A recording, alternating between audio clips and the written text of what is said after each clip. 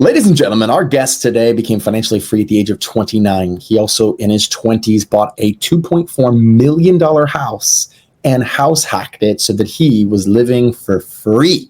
These people in his house were paying off his mortgage on a $2.4 million house, which I don't know. That just kind of excites me because I'm always thinking, like, how can I buy bigger assets and get people to pay for them?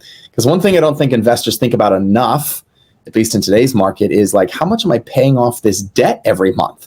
And a $2.4 million house, you're paying a couple $1,000s a month towards principal. That's cool. That's money. That's paying off that mortgage. So anyway, enjoy Calvin's story on how he helps people become financially free through his step-by-step guide, where he helps people turn decades of knowledge, what would normally take you decades, into days. This guy is humble.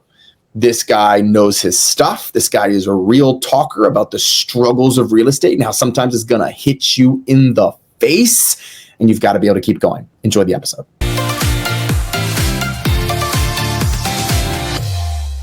Dude, super great to have you on the show. Thanks for being on. Really appreciate it. Excited for students to get students. I say students. I'm used to saying students the last week, but excited for listeners who will hopefully one day become one of your students, potentially. Learn a little bit about investing out of state.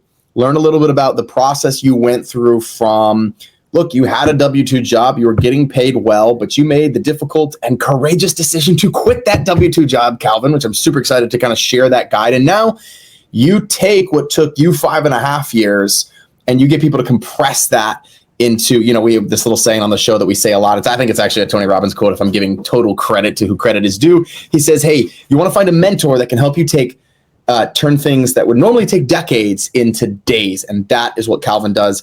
And so he's here on the show with us today. So welcome, brother. Super excited to have you and just excited to dive into a kind of a short and sweet episode with you and kind of find out about your journey and how you help people get to financial freedom through real estate, man. Welcome. Yeah, appreciate you having me, brother. Can't wait to dive in. So dude, tell us, first of all, quitting your job is no big deal. You're not the old guy who quit their job. You're the young guy who quit their job. So I want to know, or maybe you just look really young and you actually are old. I don't know. You've got this glow about you, brother. But could be the Asian gene. I don't know. I didn't want to say that, but you said it. So yeah, exactly. Man, I don't know what it is. If you guys can just age and not age, it's beautiful. It's the best skill. You need to bottle that and sell it. But man, tell us a little bit about, first of all, I want to know this. How did you even get interested in real estate? How did real estate become the path to freedom for you? Yeah, I think, there's so many vehicles out there, right? I mean, stocks, real estate, all that stuff. Actually, my dad was a stock guy, right? My whole life. So, I was always taught that you work, you put your money into a 401k, put it in the stock market, and that's how you invest, right? And, I got my first corporate job in tech. I live in the Bay Area in San Francisco. So that's what everyone does out here. And I thought that all right, cool. This is the dream. I made it, right? I'm going to just climb corporate ladder and that's what I'll do. And I remember getting into my first job. I was in tech sales and basically I was making 30 cold calls a day, just getting hung up on all the time, just kind of hating my life. And I was like, damn it, is this what the dream was supposed to be? Is this the dream I was sold? And if so, was this a lie? This is not fun. I can't see how anyone would enjoy this for the rest of their life for 40 more years of their lives. And that actually really scared me, actually. It was is that what I'm going to remember for on my tombstone, right? And so I just remember being beat up one night and just going home and Googling, how do I quit my job? People probably, ChatGPT that nowadays, but, Google was still a big thing back then. And, and Rich Dad Poor Dad came up. So, read that book, audibled it actually. And I was like, holy crap, there's, something here. And I was like, oh, real estate's going to be, I want to become a real estate investor. And then spent the next year, just struggling and being in analysis paralysis and, a whole other thing there. But yeah, that was really what at least started the journey of okay, this is tangible. Real estate's been around since there were knights and lords. Lords were just landlords, right, for the kings, right? And I was like, that makes sense. It's tangible. I can touch it. I don't sit at the board at Apple, right? I can't, I don't make those decisions. I have no control. So I like the control aspect of it a lot. How did you get out of analysis paralysis for that year? What bumped you out? Well, it's kind of a funny story. It's not a funny story, but it's a loss, but it was a win. I'm gonna put it that way, right? So it was a year, just analysis paralysis. Hey, what market? Oh, I'm gonna go put an offer. Oh, I'm gonna take that back, right? And I just got fed up. I was like, all right, I got to stop talking about it. I got to be about it, right? I just got to do something. And my bright idea was like, all right, I'm going to be a private money lender for a flipper here in San Francisco. And my wife and I, we had, I think we had saved up about 100K at the time on our bank account. And we were like, all right, let's go find a flipper. And we did. And we were a private money lender. And we were very young. I think we were 22, 23 years old, very naive, rocket lawyer contracts, handshake deal. Nice. You kind of know where this is going, but essentially that money we never saw again. And that deal went belly up. And that was an absolute gut punch to start. So that's how we got out of the analysis paralysis. I say that story with conviction of like, I would never take that experience back because, to be honest, it made us who we are today, which is someone that, one, is a way better investor, but someone that, even why I think I even got into wanting to coach people, because I never wanted that to ever happen to anyone else ever again too, because it sucks, right? And we were able to recover and keep on going, but like that's not everyone, right? That could be a punch by Mike Tyson in his prime, knockout. Yeah, no kidding. It's a solid sucker punch at the very least, man. Maybe not by Mike Tyson, but that's a good like boom. Yeah, it's so interesting because so many people's journey follows that. And I'm surprised, man. Most people do give up. Like I come from a career of teaching martial arts. And so to use the punch analogy in a very physical sense, like when someone would come in and if they actually got punched, like you'd never see them in class again. Like they're done.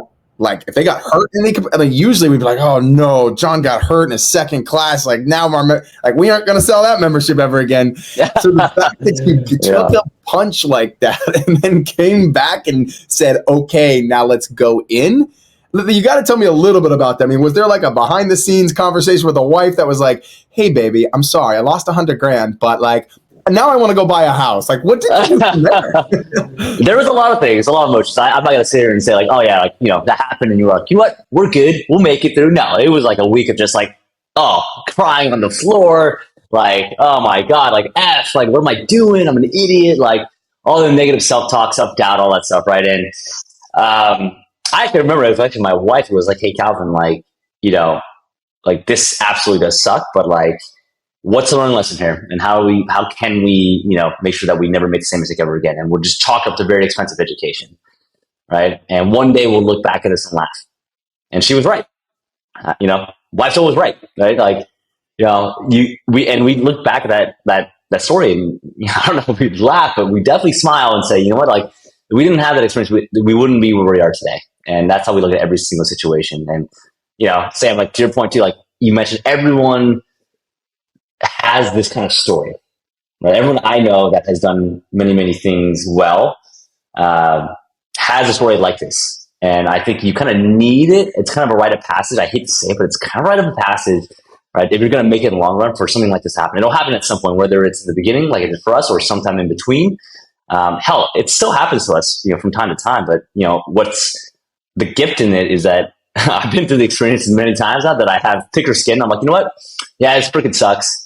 And, we have a saying in our household. It's like, hey, if it's not going to matter in 5 years, don't give them more than 5 minutes of thought, right? So 5 minutes, be in your emotion. It sucks. Scream if you need to, cry if you need to, whatever. But if you know it's not going to matter in 5 years, and move on. Okay, now how do we combat this, and how do we actually, fix something? Dang. Yeah, if you're listening to this and you're driving, this would be a great time to pull aside, grab out a pen, write it on your arm. If it's not going to matter in 5 years, we don't give it more than 5 minutes. That's not just a culture for a family, man. That's a culture for a business. That's a culture. If people would do a better job creating that culture, man, drama would decrease dramatically. Yeah. Good. We do this. We're doing a lot of Tony Robbins stuff right now, but one of the things. Actually, I don't even know which Tony Robbins. Actually, one of our other coaches, Ben Wilson. He told us like, hey, you got to start worrying about these small decision stuff. Right, you got to worry about big decisions, right? If you really want to make bigger impact in life, then you got to worry about big decisions. Like presidents of the United States, they don't worry about what they wear, right? They wear the same freaking suit every day, right? They don't worry about what they eat, right? The White House staff creates that for them because they have to worry about big decisions that are going to affect the world essentially. So, dang, so good, man. Well, thank you everybody for coming. That's the podcast today. Like, we got value, dude. We're good. Calvin, I love it. All right, cool. Hey, what I want to shout Calvin out for is that at the beginning of this episode, he said, hey, and before I clicked the record button, Calvin said, hey, I want to give people the real. I want to talk about the struggle. So here we went into, guys, this is not just like real estate's great and you never lose money and like this podcast and this show and what Calvin's trying to promote here is like, no, you take some hits, there's some losses. And the big decision that you focused on was I'm continuing into this asset class because I know it'll be worth it. And you're a living, breathing example that it is worth it if people stick with it, not that it's always easy. My dad used to have the saying, he said, if it was easy, everybody would do it.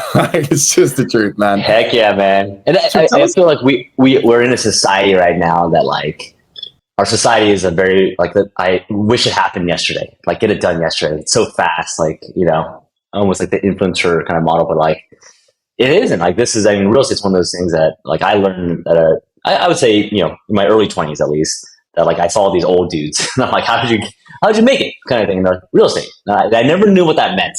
I was like, are you an agent? Like, what does that mean? But it just, you know, you invest and hold for a long period of time. And I was like, all right, that's a simple model. Dude, brilliant. I freaking love it. Thank you. So so you lost money in this deal. What was your first deal like? And did your next, or I say not, I guess that was technically your first deal. What was your second deal like? Did that one make money? Did you burr a deal? What did you do from there, man? So I guess the first deal right before that deal was actually a house hack, right? So it was I was renting in San Francisco at the time. I was sharing a flat, we'll call it, with 5 other dudes. So you know, that's always indicative. 5 guys. Oh yeah, it was insane. We called it it was messy, we'll call it. Not a great place. If there are regulations in San Francisco, like there's such a housing problem there, they're not probably like they're not trying to knock down any. We were co-living before co-living was thing. There were curtains on the wall. You know, that was an extra bedroom to help us pay for rent. But 5 guys, I was spending like $1,500 for rent, right? And that was my biggest expense at the time. And one of the big things that, going into Rich Dad Poor Dad, I was like, can I get my own place and not pay rent? And to make it work, can I even house hack it, right? So I ended up buying a condo, used my first-time homeowners in 5% down, right? And it was a 1-bedroom. And I was like, oh, crap, my house hack situation didn't really work out. But it did have a den, right? And the den was probably like, I don't know, 150 square feet, something like that. Yeah. And it was where my laundry machine was too. Yeah, and guess what? I put a curtain on that bad boy. And I midterm rented it out before midterm rental was a thing.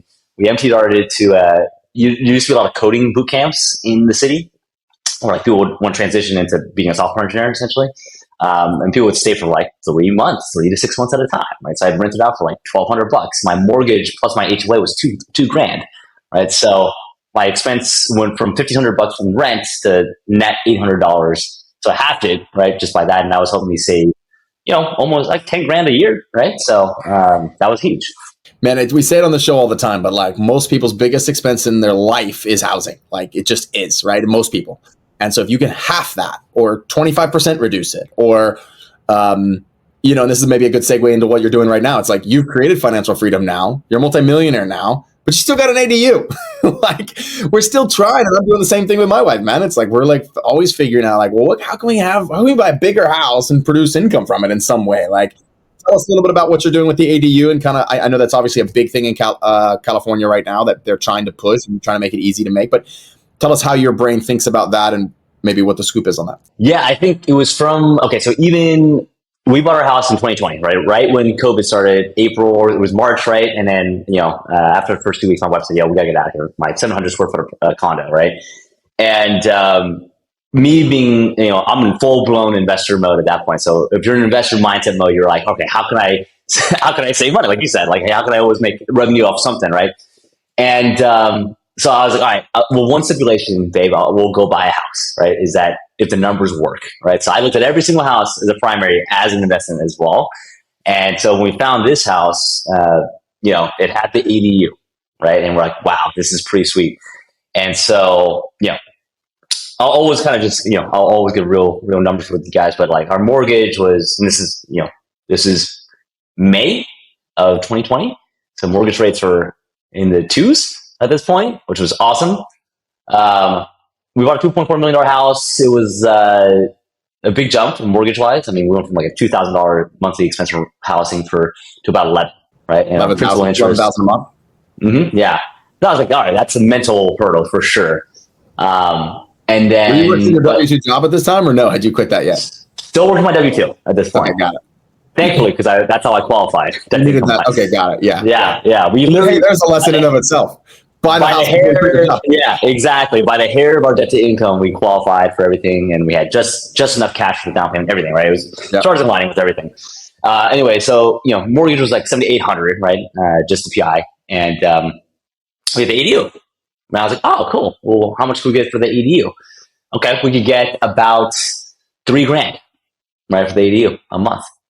And it's a 5-bedroom house, right? So actually 4-bedroom without the ADU, right? So they're like, all right, we're 20 something at the time. I think like 27 or something like that at the time, right? We're like, hey, let's go rent the rest of the rooms out to our homies. So that's what we did in our big ass house, yeah.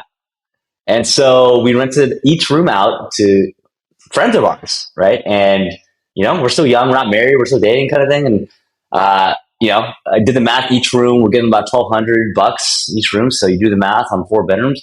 We're pretty much like the same, right, as the old place. So I was like, this makes sense. I totally would do that, right? So that's how we got into this house. And then slowly, as we became older, as I hit my 30s, we got married. And we're like, all right, home guys, like it's that time now where you guys will probably get out. We still rent out the ADU, and we mentored that out to family nurses.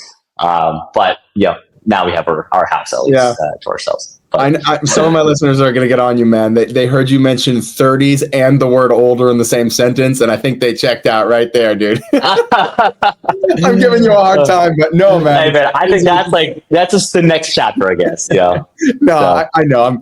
I'm busting on you. I'm giving you a hard time. I just it's I mean, it's luck. If anybody's listening to this, right, there's two, what do they say? There's 2 great times to start in real estate. One was when you're in your 20s. The second is right now.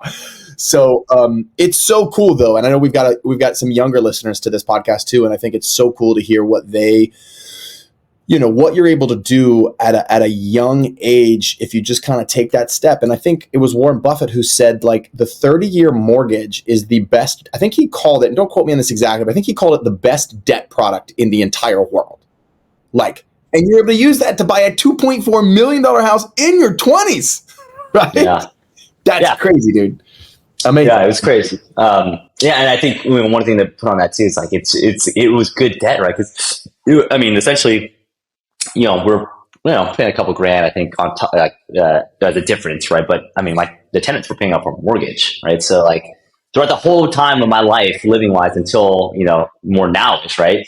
My tenants were paying off my primary home mortgage, right? That's like $40,000 a year, right? And just your equity pay down, right? So that was always pretty nice. There's a whole other side of this conversation that's really interesting because it wasn't even that long ago. My wife and I love this town called Asheville, and we thought about doing something similar. We were like, we have like 3 or 4 couples that we love to spend time with.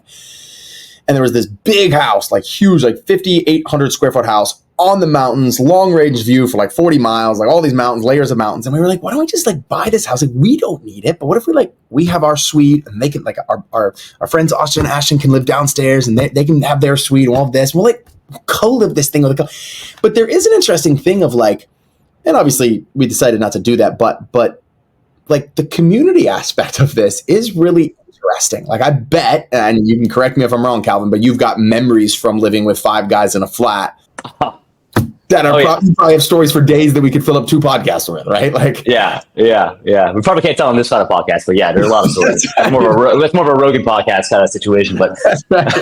So break it down for people, man. I'm going to kind of ask you a really direct question here. I want you to take house hacking before we move on to kind of these next things. I want you to take house hacking and I want you to break it down into a few steps for people, like boom, boom, boom, boom, boom. What are those steps for someone who's looking to get in? They want a house hack. They want to create income. They want to do what you did.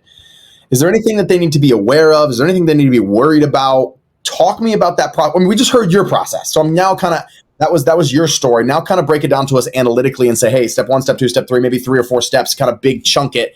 What would you say are those steps for someone who hasn't started, hasn't even bought a house to get going with that exact strategy? Yeah, I would start up just reverse engineering it and saying, all right, well, what do I want to get out of house hacking? Man, what do I want to get out of real estate as a vehicle in general? And then say like, all right, cool. Like if I want to start to reduce my, monthly expenses, okay, great. And then you got to ask a question about, lifestyle as well, right? So like I did, I was in a 700 square foot apartments, condo, with the den, and it was me, and my girlfriend, and, code, right? So 3 people in 700 square feet. That's not ideal for everyone, but I was okay with that. And so, because I was in my early 20s, if you have a kid, that you might not be okay with that. Maybe it's a duplex or, something else, right? That you're okay with. So you got to ask that question, because that lifestyle is a big, big, big thing as part of that. And it's a numbers game. Like, what can you maximize? I think, right now you can get 5% down on a multifamily of 2 to 4 units, right? So can you make it cash flow? Right. So, or, I mean, I live in a really expensive place. It's really hard to make some cash flow in the Bay Area, but like, can you make cash flow in a Midwest town or Florida or whatever? Right. Like, and just actually look at the numbers. Right. And I think a lot of people just forget, like, I think people do this number, right? They say, oh, well, my rent is it will almost cover my mortgage. Well, your mortgage isn't everything. Right. And I think people, and when they say, like, people say I cash flow stuff, they usually say, oh, I cash flow because my mortgage is this much and my rent's this much, so I cash flow this much. That is not the case, right? Like, there's a lot of expenses in between that people don't talk about: repairs, maintenance, there's insurance, there's utilities, random little things that come up.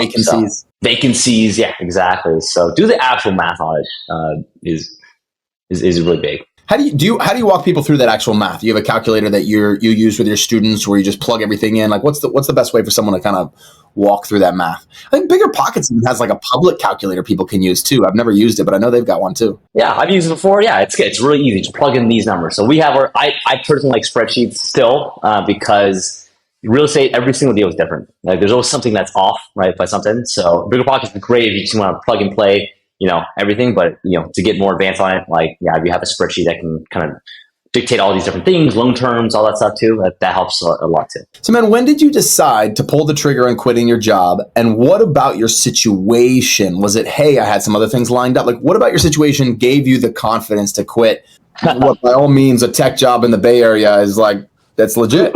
Who said I had confidence to quit, man? It was nerve-wracking as heck. It was very scary, dude. Like, one of my buckets is security, right? Like, that's one of the things that I crave in life is security. My wife's actually more of a risk taker than I am. You're saying, right? Security? Like, you like security? Yeah, I like security. Yeah. So financial security is big on that, right? And so I remember I was, we had, I think I had made about, making about 15K a month in that range, like 160 to 200K a year on passive at that point. That was after like 5.5 years of investing. That's what you're making from your job, or that's what you're making? No, that was making from the passive. That was the rental, the net rental income. Yeah. And even when I had it still was like, I don't know. So be fully transparent. At that point in my career in my tech sales job, I was making around 400 to 500K a year, right? So most people, including my parents, including, my social network, would be like, why the heck would you leave? But that was my base. So my base was about 120, right? And then the commissions were everything else, right? And so it gave me enough money to cover my base and some, right? And my monthly expenses and all that stuff. And I remember actually it was, I had just done one of my first commercial deals, so a 16 unit in Alabama. And it was a BRRRR, right? So we did it, basically I bought it for like 1.1, it trades out at 1.7, basically pull our money out, right? And, made like 400K, 500K of equity in that deal, right? And that took about 6 to 7 months. But my wife went up to me and was like, hey, Calvin, like, you want to make all this passive, right? And you have this deal. Well, let's look at the math real quick. You made 400K of equity, right, in that deal. And how many hours did you spend on that deal, like in totality? And I was like, I don't know, probably like 40 hours total, right? Or like actual time spent on it. And she said, okay, cool. How much hours do you spend a week working? And I was like, probably like 60 to 70. And she's like, okay, do you see anything, off about that? And I was like, you're saying logical stuff, right? So logically, there was nothing that should have stopped me, right? But emotionally, it was tough, right? Because my whole identity was wrapped around that was who I was, right? And so I had to get over that emotional fear, as well as the fear of security, right? Like, am I able to pay my bills? But the truth of the matter was I was still house hacking at the time. And I had all my bills. If I wasn't, I still had all my bills paid for the passive. So the only thing that was holding me back was the fear. And I would also say like the people pleaser in me of like, what will my parents think? What will my social network think? This could be dumb, right? But the truth of the matter is, I could have always gone back, right? And so that was really what, yeah. And then I think the trigger actually was like at my job, they were trying to promote me into a leadership role, and I was like, this is my fork in the road, right? This is my pathway of like, am I doing that and climbing the ladder, and that's my path, or am I gonna be about it? Am I gonna just talk about it, or am I gonna be about it now? And that was kind of really what moved me to that direction. But it was definitely very scary. Yeah, man. Kudos to you for having the courage. Yeah, I mean, I think by any standard, right? I mean, by any measuring stick, if you're making $400 to $500K from a W-2 job, albeit there's probably a lot of that that's going out in taxes, which is another reason probably you were pushed to real estate. That also helps a lot too. Yeah. Any measure, that's like 1%er kind of stuff, right? And so I hope what someone's taking away from this is that like, yeah, you quit what is considered the pinnacle of success, right? Like you gave that up, and that's that does take courage. You may not have had a bunch of confidence, but that does take a lot of courage. So success, though, is defined in different ways, right? So I used to think of success when I was in my more achievement-focused realm was money, right, and all that stuff. But really, nowadays, I've transitioned that mindset more into success is time, right? And I didn't have a lot of time. I didn't have a lot of freedom. Now I play tennis, during the day, right? Like, I do podcasts like this, which I love, and just like get to coach and help people, right? And then do deals still, right? And I think it's such a cooler thing because, when you do stuff for yourself versus for someone else, the time that you spend it never feels like time. It always feels like just, I don't know how to describe it, like fun, but like you're putting it all back into yourself, right? Versus like a company or shareholder or whatever, which, we used to do. I used to work with these big corporations, right? And that's where I always saw life. Wow. Beautiful story, man. That's really great. And so I think the tactical takeaway from me from your story that you just shared is like you did some math to recognize that your time could be even more valuable if it was focused on real estate. I mean, that's in essence what your wife did for you, right? It was like, hey, you think you're making a lot of money now, but what's the opportunity cost? How many deals are you missing out on? Again, I'm paraphrasing what you shared, but I'm just putting it in kind of my own words, my own terms of like, what could you be missing out on? What deal could have crossed you that you don't have time to invest in, or that you didn't even see because you weren't networking, you weren't talking with people, because you're all in on this 60, 70 hour week W-2. So I think that's a really cool calculation. I also think you did it in a really smart way. I don't, you because you're security oriented, you made sure you weren't going to starve. Yeah. Tell us, so I have two questions out of this. Tell us, out of the 15 to 20, wherever that number was of passive income you had, and you said you had been investing for 5 years. I really have two things I want to dive into. One is like, where was that coming from? Where was that income coming from? What kind of assets? Because I just want people to understand what you invested in. And then, so that's A. And then B, then we'll kind of transition into how do you help students? What's your process? What's unique to you, Calvin, that helps students take that 5 to 6 year process that you did and compress that into a shorter period of time? But first is, where was this coming from, or what were you investing in? Yeah, I'll give you some timeline on it. I mean, we started off with just residential stuff, right? Like a lot of people do, long-term rentals. And I think from that perspective, I want to be fully transparent here, guys. The first like 2.5 years, like you're barely getting cash flow, right? And I think there's a momentum of assets, right? Your assets are to grow in equity, and then you have that equity that you can turn into more cash flow, right? And so that's kind of the strategy we looked at as well. We're kind of doing a balanced approach of like cash flow and equity, sure, like make sure cash flow, that's the principles, but go into markets that could have high appreciation as well, right? So Dallas, Texas was our first market. Believe it or not, back in the day, there was a very balanced market. Now you're probably harder to cash flow. But we bought single family homes, right? So single family houses were bread and butter in the beginning, first like few years, right? And was this What in I the found Midwest or San Francisco or Texas, right? So Texas, Dallas, San Antonio were our first two markets. Bought a few deals there. Then we went to Huntsville, Alabama. That was more for cash flow. That was our first year, right? It was those three kind of properties, and ran out of cash, right, at that point. Because my mindset was I'll just save money, then I'll buy, save money, then we basically depleted our whole savings on buying into assets. And I was like, all right, well, we got this isn't moving fast enough for me, right? So then we started like saying like, well, how can we get there? Okay, so other people's money, OPM, right? So started raising capital, started recycling capital, doing BRRRRs, right? So then we're making equity. We're learning how to do these construction deals a lot faster and more efficiently. That's a whole different conversation. But and then was like, all right, well, you do a BRRRR, yeah, and after that you maybe making $100 or $200 of cash flow. Not a lot, right? But you have your equity back, right? You recycle that capital, so we did that a bunch. But then I was like, all right, can I do this on a bigger scale, right? And spend my time more valuably, right? So multifamily was the next jump, right? So I started with small multi, and then we went to bigger multi. Now we do big multi, right? But in that time frame, it was like, all right, do the multi, do the BRRRRs that way, and that's how we started to cash flow a lot. And then we would transition some of these single families from like our year one deals that had grown in equity and tend to exchange them into bigger assets, right, that were cash flowing a lot. So just for example, my very first deal was in Dallas, Texas. I think I bought for $140K. I sold for like $260 or something like that. So I had like a decent amount of equity in it, right?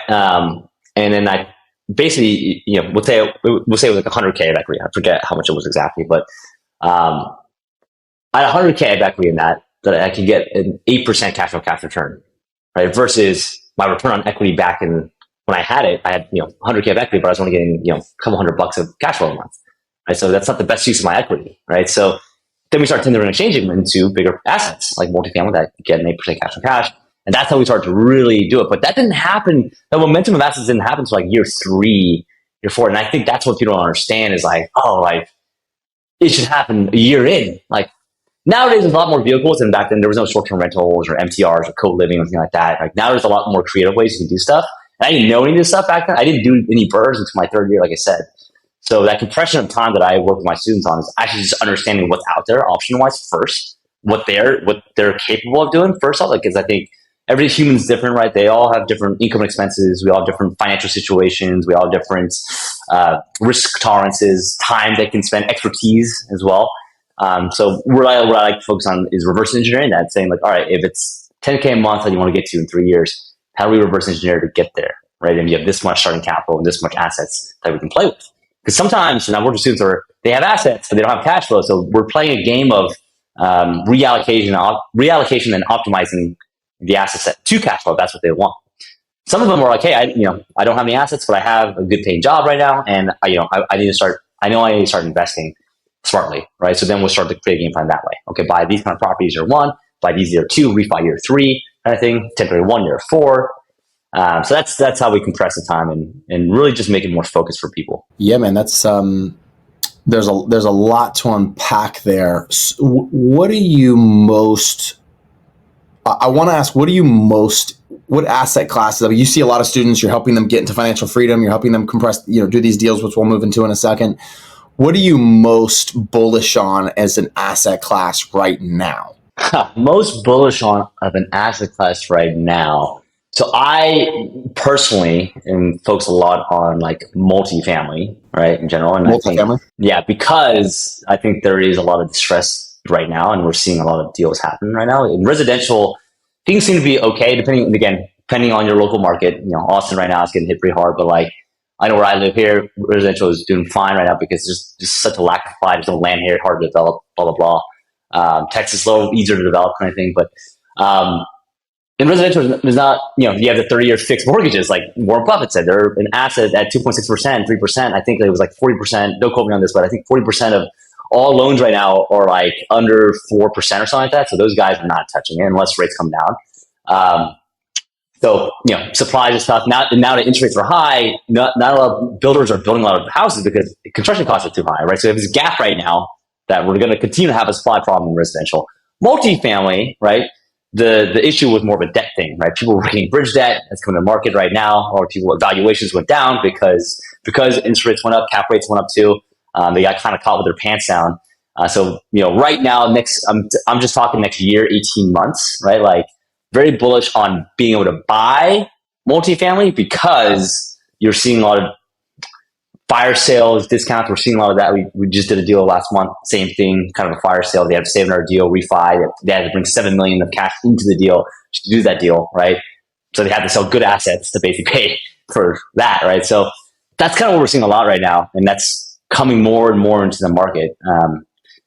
Residential, it's harder, right? Because it's not a lot of supply in general, and like basically 40% of the supply is locked up.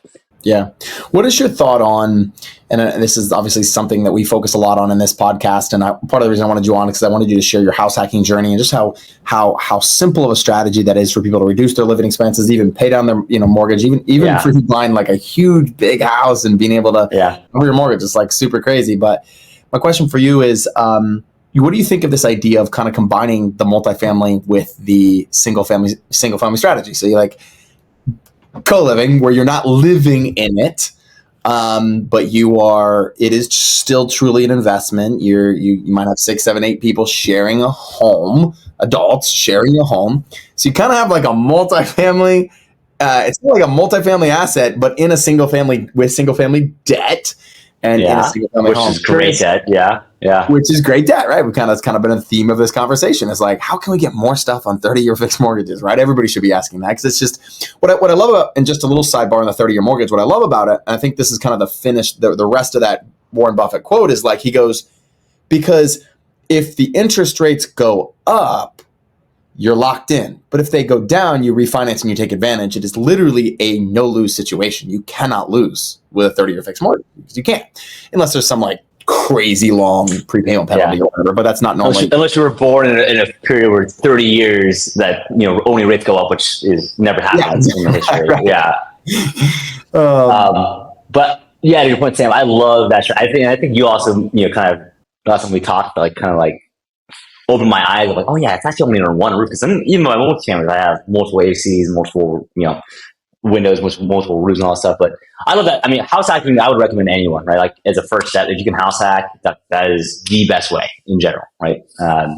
Very low risk, I'd say, because you're there, right? Love the co-living model. We've got a bunch of students that do like student housing, for example, right? Same kind of concept, co-living, right? You basically take a 3-bedroom, 2-bath house with enough square footage, make it like a 5-bedroom, 3-bath in general, right? With a common everything. I think it's a great model right now, especially that affordability is at its toughest right now.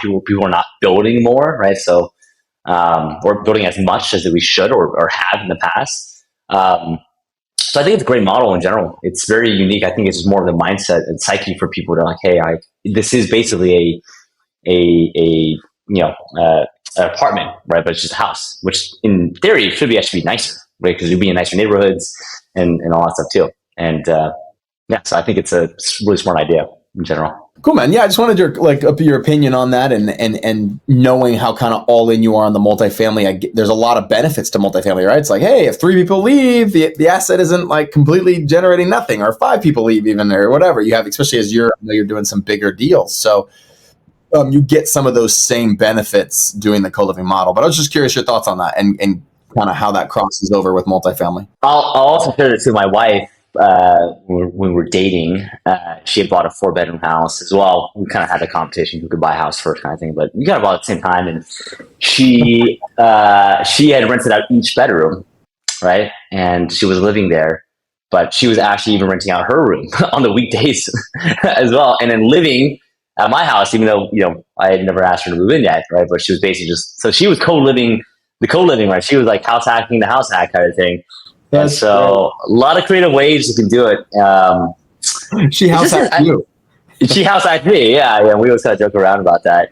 But very intentional there. And I think for her, it was like, it worked, right? And weekdays, like, she would just stay with me, and then, weekends she'd stay back there. Right. So it was really, very cool. Right. Like, I think it's a great way. And that's really what we did when we were young and, didn't have much money, and that was a way that we could actually save a lot more money to invest in real estate. It's kind of a domino effect, right? It's like you do that so you can invest more in real estate, but it's hard to get the front end. As long as you just work and be very strategic on getting enough for the down payment, right, for that first deal, right? Then it's, then it's the snowball effect. And there's a lot of different creative ways. I'm sure Sam, you can talk about too, but a lot of creative different ways you can do it too. But, that's what we did. It was just safe. I love that part of your story, man. That's really, really, really, really cool.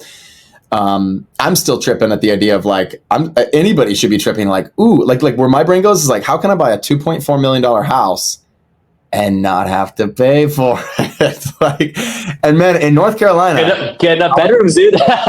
Exactly. Go look up some $2.4 million houses in North Carolina. I know you're in San Francisco, but like in North Carolina, man, you can buy a dang 4-story, like you can buy something. It trust me, on my downtime, I'm just like, oh man, I live in California, but man, I could live in like freaking like an absolutely crazy house out there. Like, crazy house. Crazy house.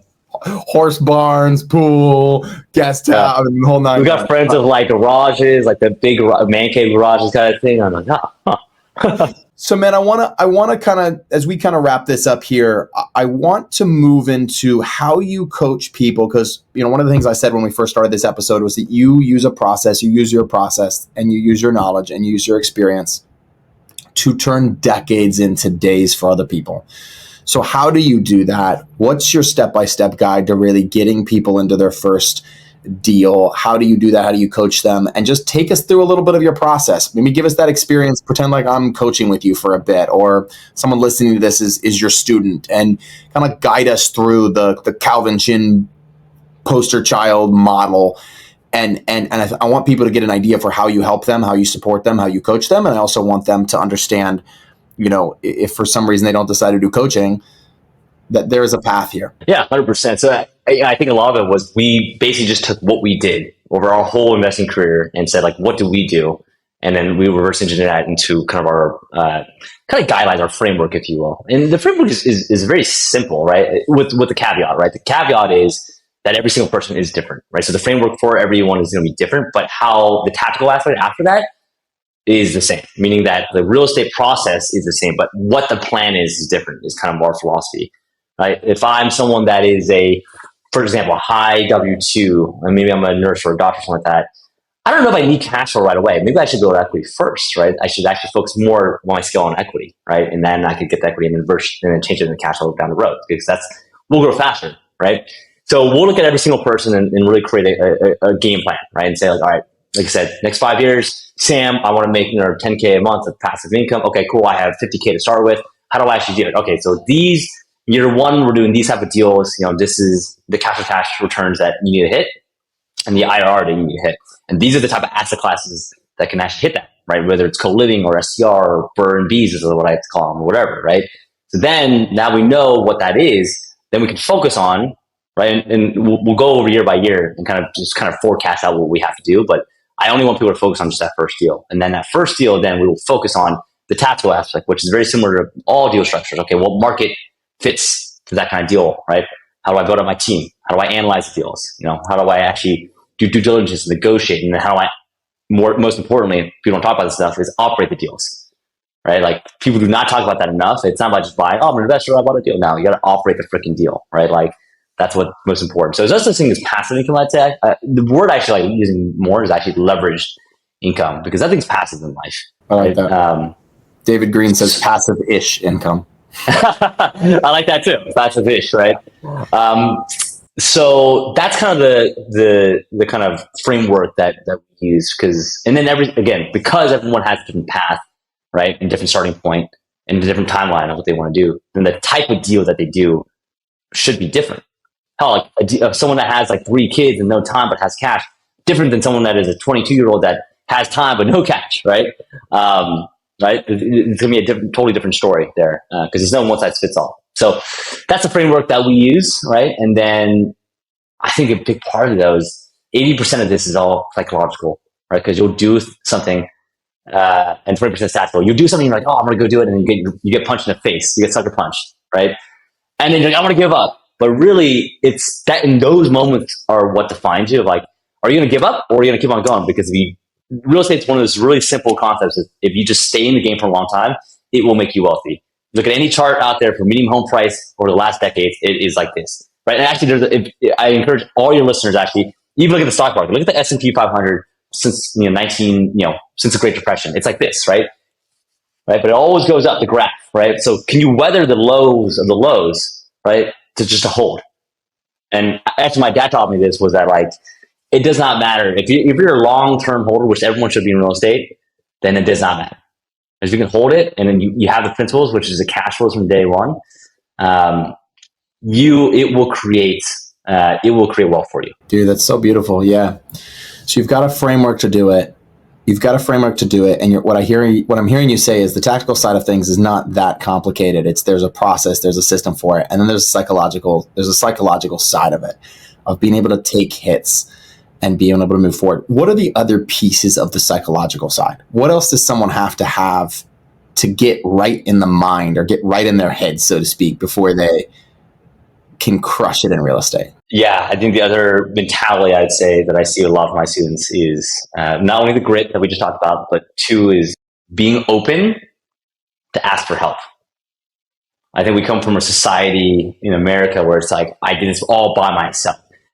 That's bullcrap. That's the biggest load of crap that anyone's ever fed anyone, right? Like, no one has done anything by themselves, right? Like LeBron James, Tom Brady, all this, they had bajillion coaches, they had bajillion people by their sides, helping them out mentally, physically, all that stuff, right? So, get away from the lone wolf mentality and go with the pack mentality of like, hey, like go surround yourself with just good human beings. Like even, GoBundance was a big part of our lives, right? And still is, right? Where you just are around other people that think and elevate your own thinking and normalize conversations and are willing to help. Right, whether it's with Sam or myself or getting mentorship somewhere, go find someone that you can just be with and add value and just be able to give, and no expectation of return because it'll always come back to you. And that's how we've lived our whole lives. It's worked out okay for us, right? So that's what I would encourage. The mindset is just get out of the wolf mentality and go into more of a pack mentality because this is a people business at the end of the day. Brother, that's really beautiful. I think there's a lot of real takeaways from that. I'll kind of end with this final question, and that is, you've talked about some of your struggles and some of the hits you've taken along the way, and I want to thank you for being so transparent about sharing some of those things, because it's not just a rah inspirational thing. There's ups, and like you're saying, there's those ups and there's downs. But if you had to leave these investors or if you have to leave the investors listening to this with one piece of advice, and I feel like you just kind of answered this question with what you shared last, but I'm going to ask you again anyway. If you had to leave them with one piece of advice as they muddle their way, get through, fly through, whatever you want to say, those struggles, what would you say? Yeah, I'll kind of share something that our very first retreat that we ever had, one of our students kind of gave me an eye opener on was I was like, hey, what's your takeaway? And he said, hey, my big takeaway, my big light bulb moment was the only difference between the people that are up there speaking versus the people that are down here sitting down are that you guys took action. Right? And I think that's totally right, because I'm not smarter than anyone else. I was a terrible student, actually. Right. But all we did was take action and just take that one step forward at a time. And that's it. It's beautiful, man. Well, brother, thank you so much for being on. It was really a pleasure and an honor. How can people get in touch with you? How can they follow your journey? How they can follow your story? If they're interested in coaching with you, what's the step for them to do that? Yeah, I mean, social media is our new business business card in general. Yeah. We're like, we don't even know what those things are called anymore. I don't know. When people hand me them, I'm like, just keep it, man. I'm going to throw it away anyway. So just send me your Instagram, whatever. So Instagram, Facebook, Calvin Chin, .rei is my Instagram. You can go to our website. If you want to invest with us, zenkoscapital.com, or if you want to mentor with us, zenkosuniversity.com. If you want to, work or make an impact with us in our nonprofit, zenkoscares.com. And if you want to heal with us, we have a healing retreat center in Hawaii, and that's lotusrising.com or lotusrisingretreats.com. So that is awesome, man. Yeah, on another podcast, I'd love to dive into the healing center. That sounds really, really awesome as well. But we'll have it out there, man. Yeah, we were just in what island is it on? Is it on Maui? It's on Oahu. Okay. We just were in Maui a couple months ago. I love Maui. But yeah, it was the first from Hawaii. I love Hawaii. It's an amazing place. Yeah, Maui is actually my favorite island. It's just Oahu has just more things to do. Yeah, I was still learning all the islands. I was like, wait, there's 7 of them? I didn't know that. Like, it's like, Yeah, people really only go to four of them now. I think Larry Ellison owns one of them. He can't even go there. Well, you could actually go there, I think, but yeah. And there's one island that you just can't go to. That's only Hawaiians. That's awesome. Well, brother, thanks so much for being on. I appreciate your transparency. Appreciate your just kind of being an open book and sharing with us here. And thanks for being on, brother. Yeah, appreciate having me. Well, hopefully that did not disappoint. Hopefully you were able to take 1 or 2 things away. I'm going to just end this episode with a very simple ask. Would you please just do me a favor? If you've been enjoying any of these episodes, would you share it? We're trying to build our podcast subscription and just get the word out about financial freedom and about all the different ways that people can start in this journey. If you have ways, suggestions for guests or ways that we can improve this podcast, please don't hesitate to just email us. You can email us at support@scaleyourrealestate.com. Thank you for sharing this, and we'll see you guys on the next episode. God bless.